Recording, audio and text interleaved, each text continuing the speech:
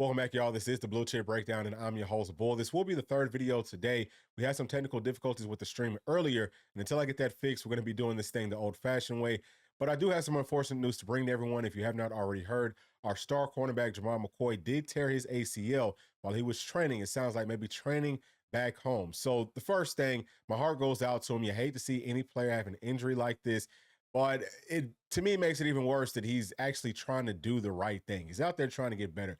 He's already the best cornerback on this team. It might be the best cornerback in the SEC, possibly in the entire country that's going to be returning for 2025, but he still wants to get better. So the good news to this is that it sounds like he will be ready to go, or at least he is expected to be ready to go by the start of the season. Now, does that mean he's going to actually be able to play in our first game versus Syracuse? I'm not sure on that. It just really all depends on how quickly he can get back acclimated to moving around, to getting in game shape and all of that. So Tennessee is going to have to look at some of our depth that's already on the roster. Obviously, we're going to have to go hit their portal. Today, we will be talking about how the depth looks at cornerback and what player Tennessee is targeting. And we do have a visit coming up from that player. And also, we have another player at the running back position that it sounds like Tennessee is in a really good spot with to land a visit. So please do make sure to like and subscribe to the channel. Let's go ahead and jump into it. All right, let's take a look at our current cornerback room. Up at the top, we do have Jermod McCoy out with the ACL injury, as we just spoke about. At number 2, Ricky Gibson is going to be the cornerback on the opposite side of Jermod. At number 3, we have Jalen McMurray, who was cornerback number 3 for us last season. I think that he played very well. He's not going to be as good in coverage as a Jermod McCoy or a Ricky Gibson, but he's not that far off. He's a very physical player, and he knows what to do.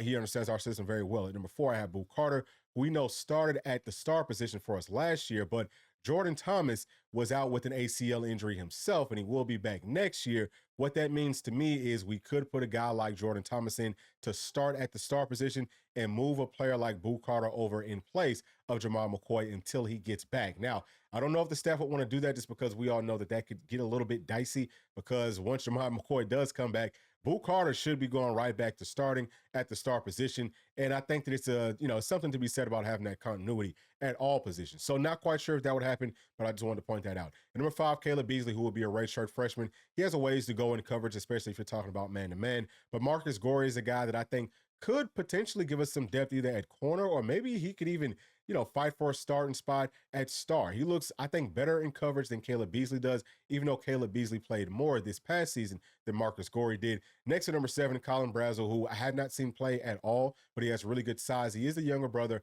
of Chris Brazel, who plays wide receiver for us, but he has that size, that length. Maybe he can pick things up. You have no idea what's going to happen over the course of the offseason, especially talking about spring. All these guys will get a shot to mix and match, and I think that maybe we could end up being better for it. So next, 8 through 10 is going to be all true freshman Tyler Redmond.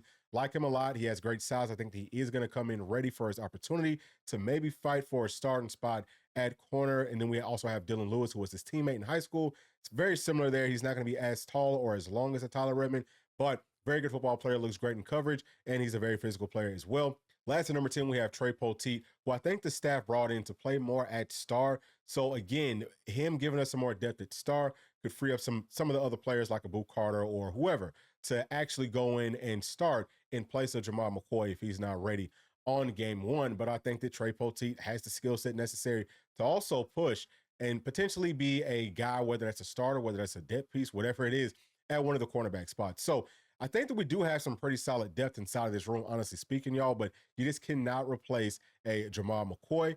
But Tennessee is actually looking to the portal to try to do that, at least to try to supplement until he's going to be back at 100%. And this young man right here, Kendrick Breelove, I hope that I'm saying his name right. I don't know if it's Kendrick or if it's Kendrick. Either way, he is the player that Tennessee's targeting in the portal, listed at 5'11", 185 pounds. As you can see, he is from Nashville, Tennessee, and he had 3 interceptions last year. Played at Ole Miss for 1 year in 2021. Then he transferred to Colorado. Last season, he played at Purdue, and now he's back in the portal. If I'm not mistaken, he's already actually committed to a school, but Tennessee's trying to flip that commitment, and he is set to visit us tomorrow. So Thursday, he will be on campus, and very early on in this process, I think everything is trending towards our Volunteers. So I have had the opportunity to watch some of Kendrick's film, and I'm going to tell y'all, I really like what I'm seeing here. He is a true man-to-man cornerback that can play inside or outside. Actually, a lot of what I'm seeing on film, y'all, reminds me of Jermod McCoy whenever he was coming out of Oregon State. Some of, very, very similar things here. So whether he's playing man or playing zone, you can tell that he understands the route concepts and combinations that the offense is trying to target him with. Does a great job of staying on top of the routes. And man, his leverage is great. Really good footwork, in press man or in off man.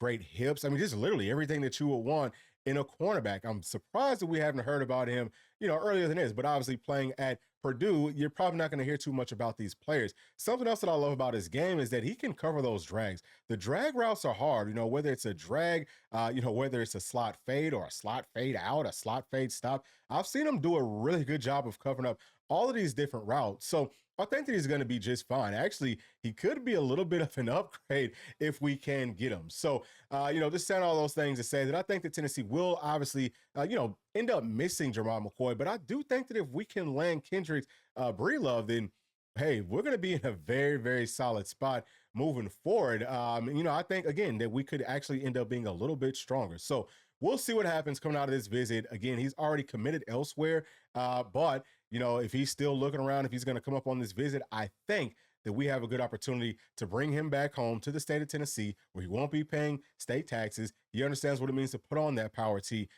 going to high school in Nashville. So I think Tennessee should be in a very, very good spot.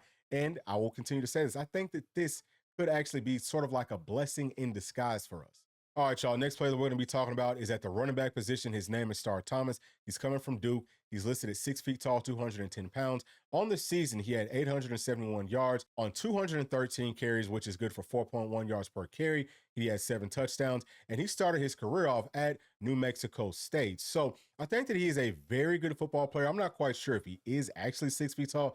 Does not look that big on film, but you could tell that he's stout. He's exactly what Coach Heupel typically looks for in a running back, where they're a little bit more compact and, they're more downhill, one cut and go. I've seen him do a good job at the second level of making people miss and things like that, which is great. Doesn't have outstanding straight line speed, just as far as I can tell on film, but he has good enough speed and balance and things like that, I believe, to be a very solid player inside of our system. We all know that at this point, Tennessee really needs more depth than, a real home run hitter. Just somebody that is more of a veteran player that we can bring in just in case anything happens with any of the other vets while the young bucks are getting acclimated to playing college football. And it does sound like Star Thomas could be visiting our Volunteers at some point this week. Not set in stone just yet, but everything is pointing towards that. So everything that we just talked about are reasons that I do like Star Thomas, but he played Power 4 football, in the ACC versus very good competition. I love that too. Just, he's got that veteran savviness to him, something that I think our running back room needs. And he also probably wants to come to the SEC and showcase his talents for the NFL. And what better place to do it than with Tennessee, who's been like the #1 rushing team in the SEC for like the past 2, 3, 4 years, however long. Well, 2,500 yards every single season up under Coach Heupel on the ground. And then Dylan Sampson, obviously, we saw what he did inside of this system. So I think that this is a player that we could expect, at least I am going to expect, will be committing to Tennessee if everything looks good on both ends, because he could get up on campus and maybe the staff says, hey, he's not big enough, or we don't like this, we don't like that. Same thing could happen for Star. He could say vice versa. This is not quite what I thought it was going to be. So obviously the visit has to, play out, but I feel very good about that. And, Tennessee is going to be fine at this point if we can add one more running back, because now we have 5 instead of 4. We have 3 veterans instead of only 2. I know that that's only one more person, but I promise you that makes a very big difference. So I'm excited about that. I'm also very, excited about Breelove at the cornerback spot or at the star spot, wherever he's going to be playing at. I think that he is probably going to be leaning more towards Tennessee after his visit as well. So potentially 2 very big pickups inside of the portal. Obviously, horrible news about Jermod McCoy, who is one of my favorite Vols of all time, even after only 1 season. I love his makeup. I love the way that he plays. He's a true dog, but he will bounce back, I believe, and he will come back even better. And I think that really our entire secondary is going to be even stronger just based off of everything that's happening. So again, maybe it's a little bit of a blessing in disguise, but those are my thoughts. Please share yours with me down in the comment section. And as always, please do make sure to like, subscribe, hit that notification bell, share with your friends, family, and other volunteer fans. We'll see y'all on the next one. Thanks. Peace.